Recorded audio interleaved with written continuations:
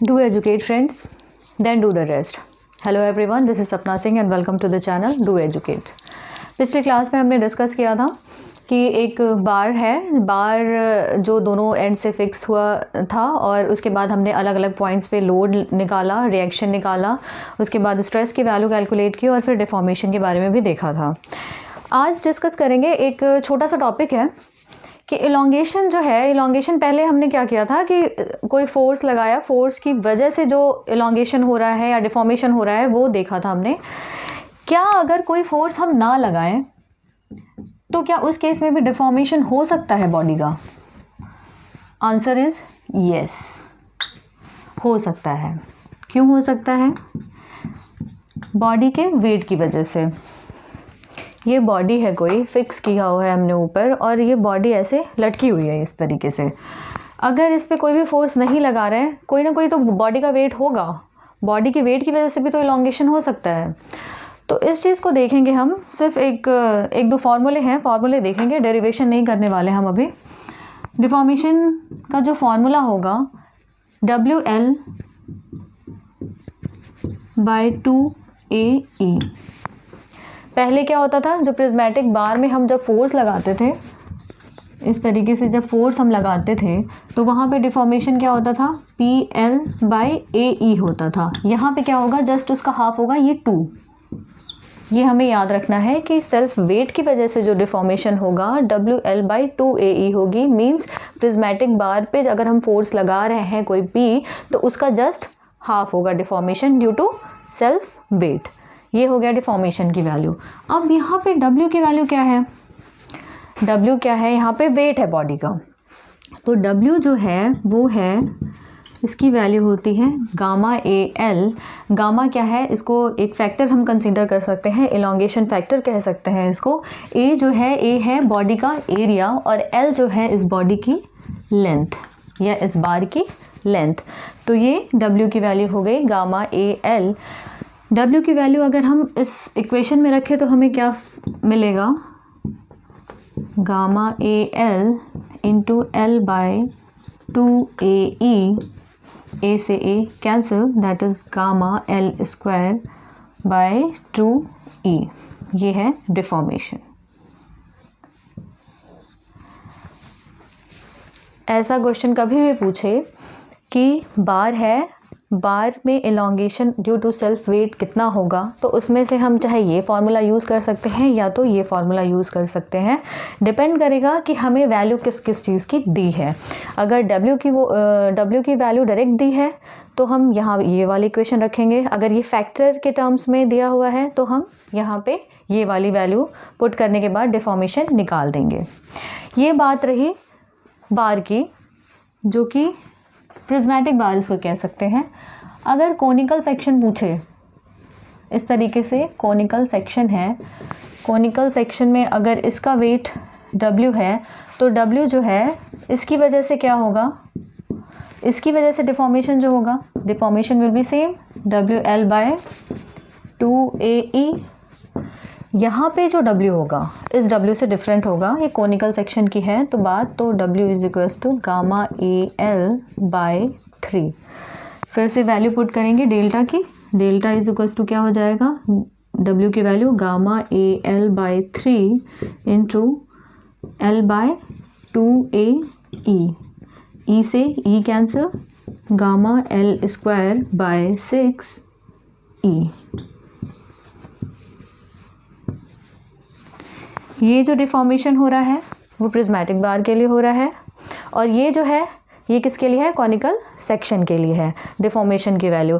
एक चीज़ ध्यान में ये रखनी है कि अगर बार पे P लोड लगाया करते थे हम, तो वहाँ पे जो डिफॉर्मेशन होता था वो डिफॉर्मेशन डायरेक्टली प्रोपोर्शनल होता था लेंथ के। ये जब बिल्कुल शुरुआत में हमने देखा था तो वहाँ पे क्या है कि P लोड लगाया, उसकी वजह से जो डिफॉर्मेशन हो रहा है वो डायरेक्टली प्रोपोर्शनल है लेंथ के। लेकिन यहाँ पे क्या है, ऐसे केसेस में जो L है, मतलब डिफॉर्मेशन जो है वो क्या है, डायरेक्टली प्रोपोर्शनल है L² के। ये चीज़ दिमाग में रखनी है। कई बार पूछ लेता है कि हाँ अगर लेंथ को डबल कर दें तो फिर उसके एलोंगेशन में क्या फ़र्क पड़ेगा, ठीक है, या फिर उसके एलोंगेशन की वैल्यू कितनी हो जाएगी ड्यू टू सेल्फ वेट।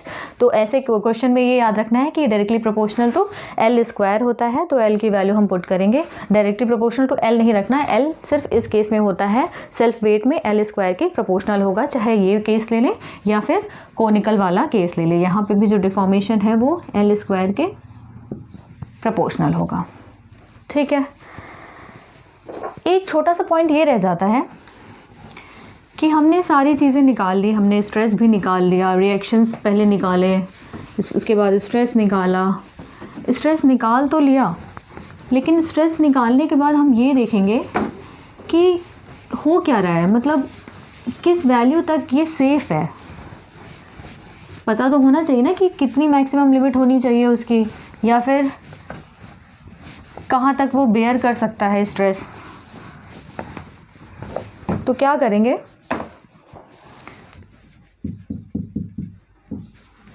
ये बॉडी है, लोड P लगाया, ये P जो है क्या है, ये इंड्यूस्ड है। इंड्यूस्ड मीन्स हम इसको लगा रहे हैं, ठीक है, खुद से लगा रहे हैं, तो इसकी वजह से जो स्ट्रेस डेवलप होगा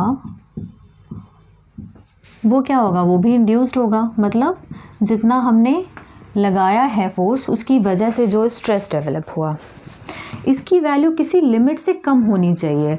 वो जो लिमिट होती है उसको हम बोलते हैं permissible limit. Permissible limit means कि इतना हम अलाउ कर रहे हैं, इतने तक हो सकता है, इससे अगर ज़्यादा हो गई इंड्यूस्ड स्ट्रेस की वैल्यू तो वो फेल हो जाएगा, वो हमारे किसी काम का है नहीं। तो हम ये रखेंगे यहाँ इंड्यूस्ड की वैल्यू जो है परमिसिबल स्ट्रेस से हमेशा कम होनी चाहिए। अब परमिसिबल स्ट्रेस क्या है, इसकी वैल्यू कहाँ से आई। परमिसिबल स्ट्रेस एक ऐसा स्ट्रेस है जो लोगों ने क्या किया है, एक अलग अलग मटेरियल पे टेस्टिंग की है कि इतने पॉइंट के बाद वो फेल हो जाएगा, तो इसकी वैल्यू या इसकी जो इसका जो डेटा है वो उन्होंने एक डेटा बुक में कलेक्ट करके रखा हुआ है, तो वहीं से ये सारी चीज़ें हम निकाल के ले आते हैं और कंपेयर करते हैं कि कितना स्ट्रेस हमने डेवलप किया है और वो उस वैल्यू से कम है या ज़्यादा है। अगर कम है तब तो वो सेफ़ है, और अगर ज़्यादा है तो बेकार है। सपोज़ करिए इंड्यूस्ड की वैल्यू आई 100, परमिसिबल की वैल्यू है 120, मतलब क्या है, ये कम आ रहा है इससे, मतलब हमारी डिज़ाइन क्या है, सेफ़ है, ये सेफ़ है। एक और टर्म आता है factor of safety. Factor of safety, factor of safety अब क्या होता है, होता क्या है कि जब हम कोई कंपोनेंट को डिज़ाइन करते हैं, कोई भी इंजीनियरिंग कंपोनेंट को जब डिज़ाइन करते हैं, तो वहाँ पे हम ये देखते हैं कि अगर हमें बिल्कुल भी ज़ीरो रिस्क चाहिए, हम बिल्कुल चाहते ही नहीं कि हमारा मटेरियल किसी भी कंडीशन में फ़ेल हो, तो हम क्या करते हैं, वहाँ पे फैक्टर ऑफ सेफ्टी लेते हैं। फॉर्मूले के फॉर्म में देखें तो क्या होगा, ये permissible by factor of safety. होता क्या है, सपोज़ परमिसिबल की वैल्यू 120 है, जैसा कि हमने पहले लिया था। फैक्टर ऑफ सेफ्टी अज्यूम किया कि 2 है। फैक्टर ऑफ सेफ्टी हमने अज्यूम किया कि ये 2 है, तो 2 अगर कट करेंगे तो कितना आ जाएगा, ये 60 आ जाएगा। यहाँ पे 60 है और ये क्या है आपका 100 आ रहा था। अगर ये 100 आ गया मतलब 60 से ज़्यादा आ गया, ये तो 100 जो है वो ज़्यादा आ गया ना ये 60 से, तो मतलब क्या है, हमारी डिज़ाइन क्या है, फेल है, बेकार है, ये इसको हम कंसिडर नहीं करेंगे। कई बार क्वेश्चन में फैक्टर ऑफ सेफ्टी दिया होता है, कई बार नहीं दिया होता। अगर दिया होता है तो हम ये वाला फार्मूला लगाएंगे, और अगर नहीं दिया है तो हम डायरेक्टली ये वाला फार्मूला यूज़ करके क्वेश्चन को सॉल्व करेंगे। ठीक है, फैक्टर ऑफ सेफ्टी मतलब हमें ज़ीरो रिस्क चाहिए, हम रिस्क बिल्कुल भी नहीं ले सकते। और कभी भी हम जब डिज़ाइनिंग में जाते हैं या कंपोनेंट को डिज़ाइन करते हैं तो हमेशा आप देखोगे कि फैक्टर ऑफ सेफ्टी यूज़ करेंगे ही करेंगे। प्रैक्टिकली हम हमेशा फैक्टर ऑफ सेफ्टी यूज़ करते हैं।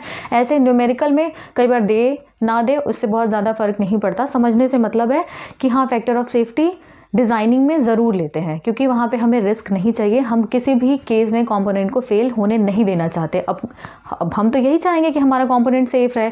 हाँ, अनसर्टेनिटी होती है, कई बार फेल हो जाता है, कई बार क्या अक्सर फेल होते हैं, लेकिन एक लाइफ के बाद फैक्टर ऑफ सेफ्टी हम लेते हैं एक पर्टिकुलर लाइफ के बाद मटेरियल फेल होता है, वो कंपोनेंट फेल होता है।